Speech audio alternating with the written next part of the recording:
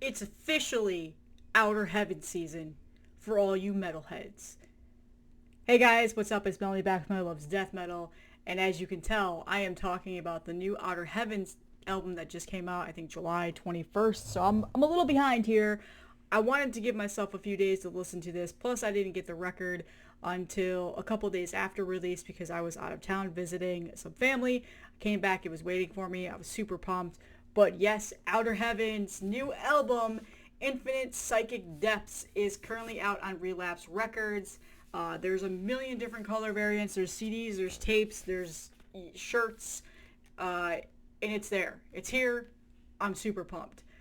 So this band has been one of my, what I self-proclaimed one of my favorite modern death metal bands that's currently out there, which is funny because they don't have a whole lot of music out there. This is only their second full-length album. Their first full-length came out back in 2018, which is crazy to think it was that far ago because it still feels like yesterday, called Realms of Eternal Decay. That was hailed my favorite album that year. My favorite album in 2019 should have been that as well because I still listen to it a ton. I love that album, and it just made me really fall in love with this band. So it's a death metal band with some hardcore influences in there, out of Pennsylvania. And yeah, I mean, just full disclosure here, this is totally a biased video because of how much I loved their first album, how much I love the live album that they have at St. Vitus. They put out like a covers album. Was it last year or the year before? I absolutely love. They did the Death cover, was awesome. So everything that they put out, I've really enjoyed. And just they're killer live. Holy shit, are they killer live? And yeah, so this was probably one of my most anticipated albums when I first heard it was announced. Pre-ordered it the day it was announced, and I loved the single that they put out, and got a couple, about a day or two advance listen to it because I didn't realize it was sent into my promos folder. So, but that's okay. It saved me from having that enjoyment of just opening the vinyl the day that I was able to get it, and just I sat down in my chair here with all of these boxes that are just taking up my whole entire office because I'm moving, and listened to it. And this admittedly is going to be the last vinyl record that I listen to because pretty much all of them are packed away with the exception of a few back there that I just got in the mail a couple days ago that I want to use for a collection update, and then that's it. So yeah, I've only been spinning this for the last several days since I've gotten it. If you're not familiar, like I said, they're from the Pennsylvania area. This is their second full-length album. They're currently a five-piece. Derek Vala from Tumult and Dream Unending plays bass on here, but he also does a couple of other solos and a couple of other songs. This album, the album artwork is by far one of the best pieces of art in my collection in terms of death metal albums or just in general, and it's done by the awesome Matt Steiker, I think is how you say his last name. He did their previous artwork. He's done a bunch of other artwork in the scene. Witch Vomit's another one that I can think of off the top of my head, and it's just amazing. Such amazing, like, cosmic death in here. The vinyl is absolutely gorgeous. I went with the slime green edition. I'll show you that in just a second, but there were a bunch of other vinyl variants. I chose slime green because it's one of my favorite colors in terms of vinyl colors. Trying to think about, oh yeah, Blood Incantations, Hidden History had a slime green variant, and I bought that just because I thought it looked so cool. Does come with a printed inner sheet, which is a nice addition because usually gatefolds don't have those. With the lyrics, some more amazing artwork and liner notes. So nice touch. Usually they print those in the gatefold, but this is a really nice vinyl sleeve. Very nice quality. Relapse did a very good job, and again, that artwork, incredible. So I just want to call out, this is not just a meat and potatoes death metal record.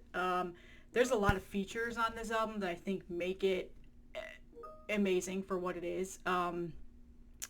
So just calling that out.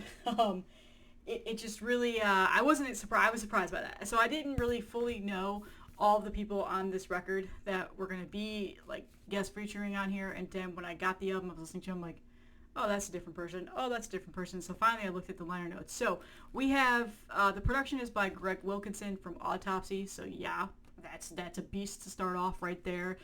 J.R. Hayes from Pig Destroyer does a guest spot on Pillars of Dust. It's very sinister sounding.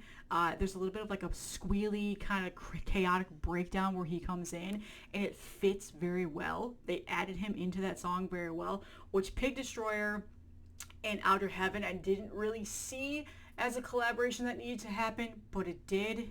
And oh my god, make a split, because that would be amazing. That is probably one of my favorite songs on here. And again, I'm biased because I absolutely love Pig Destroyer, so that song just was cream of the crop for me. Steve Tucker from Morbid Angel is also on this, on the song Star Crusher. That is also another seamless sound for his style of music.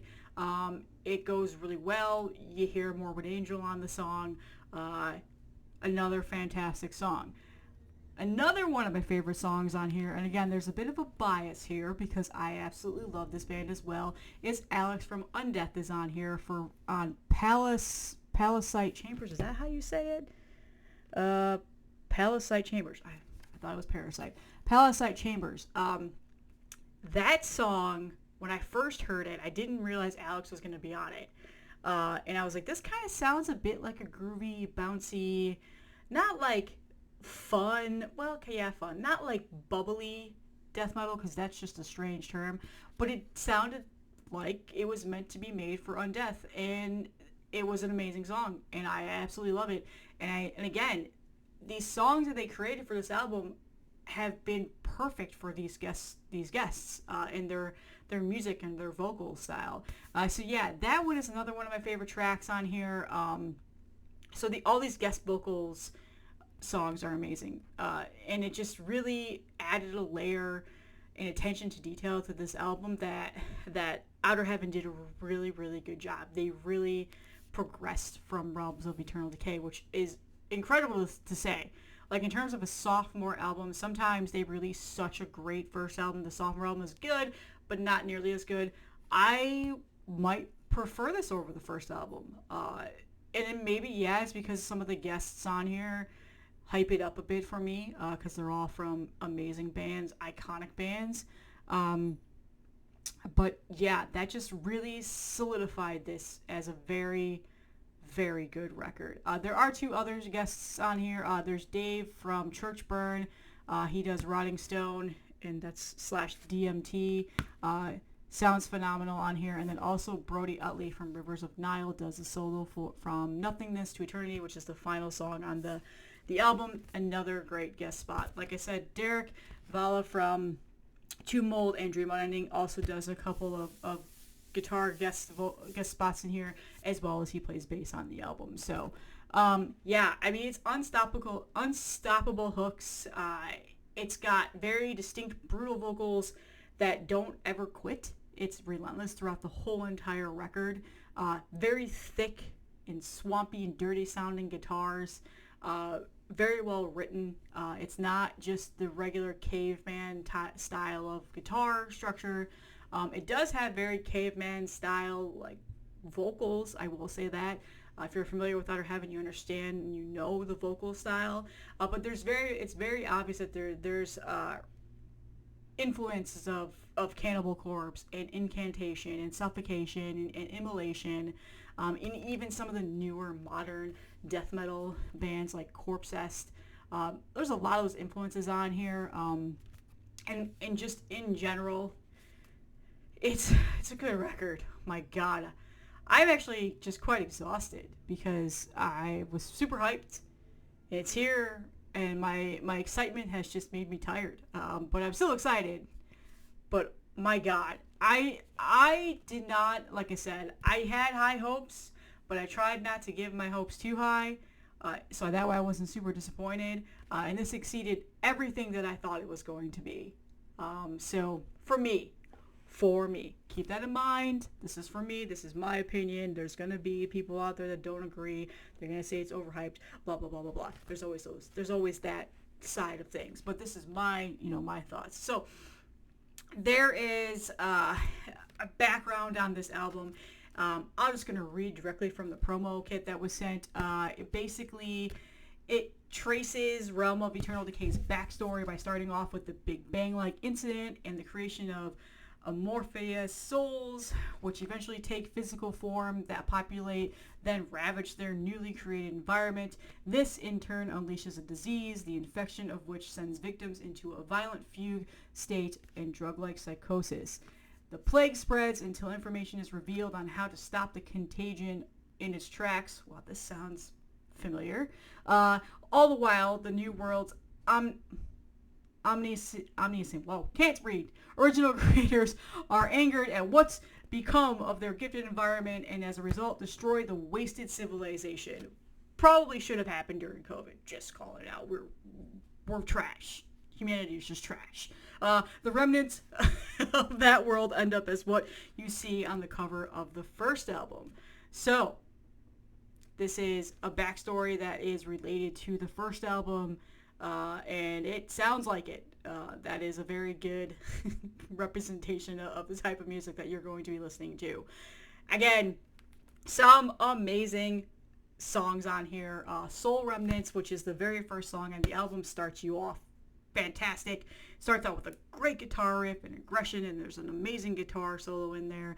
Pillars of Dust, which again I said is one of my favorite songs. Vocal variants in the song is amazing, and it goes well with what they implement there for the Pig Destroyer side of things. Pig scrapes and chunky ass guitars on that song. Liquefied Mind has a very cool spacey type of guitar solo. I absolutely love that song too. There is not a single song on this album that I don't like. Some people wanted it to slow down a tiny bit, maybe get a little bit more breakdowns in there, add a little bit more of a just kind of a breather. No, I don't think that needed to be happening. This is just pure aggression, fuck you up, death metal from beginning to end. And I absolutely love it. This is, without a doubt, going to probably be my album of the year. I'm just going to call that out right now. And again, that is a very biased opinion there. I've got about 4 or 5 on my list already. One of them I did a review for on Heavy Metallurgy channel, so go over there and listen to that. Give it some likes and thumbs up and give the channel some love. But yeah. This one is high up there. Now, the Incantation album still hasn't come out yet. I haven't heard anything about that. It's possible. The new Cannibal Corpse hasn't come out. It's possible. But right now, as it stands, we've got Obituary, which I absolutely love their new album.